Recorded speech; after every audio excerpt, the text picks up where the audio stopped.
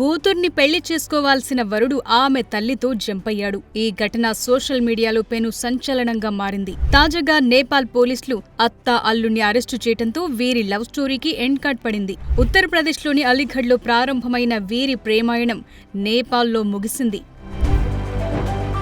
ఉత్తరప్రదేశ్లోని అలీఘడ్ జిల్లాలో నివాసముంటున్న జితేంద్ర కుమార్ స్వప్న కుటుంబానికి రాహుల్ పరిచయం అయ్యాడు. అతని తీరు ప్రవర్తన బాగుండడంతో జితేందర్ తన కూతుర్ని రాహుల్ కిచ్చి పెళ్లి చేయాలని నిర్ణయించుకున్నాడు.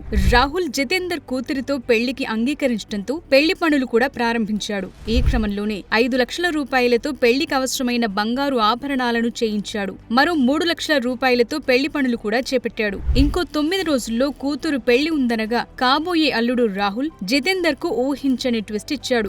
జితేందర్ భార్య స్వప్నతో పెళ్లి నగలు డబ్బులతో జంపయ్యాడు. అలా కూతుర్ని పెళ్లి చేసుకోవాల్సిన రాహుల్ అత్తతో కలిసి పారిపోయాడు.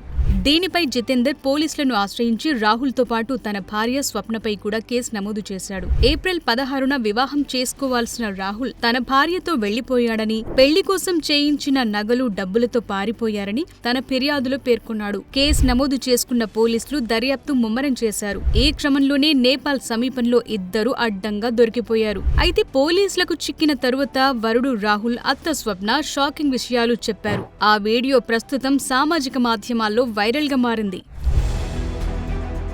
తాను ఇంట్లో నుంచి వెళ్లిపోయేటప్పుడు డబ్బు, బంగారం ఎత్తుకెళ్లానని తన భర్త జితేందర్ చేసిన ఆరోపణల్లో వాస్తవం లేదని చెప్పింది. భర్త తనను కొట్టేవాడని, కూతురు కూడా తనపై ఆడిపోసుకునేదని బోరున విలపించింది. ఆ బాధ భరించలేక రాహుల్తో పారిపోయానని చెప్పింది. ఇదిలా ఉంటే తనతో సంబంధం పెట్టుకోకుంటే చనిపోతా అని కాబోయే అత్త బెదిరించిందని రాహుల్ పేర్కొన్నాడు. అందుకే తాను ఆమెతో పారిపోయేందుకు ఒప్పుకున్నానని రాహుల్ చెప్పాడు.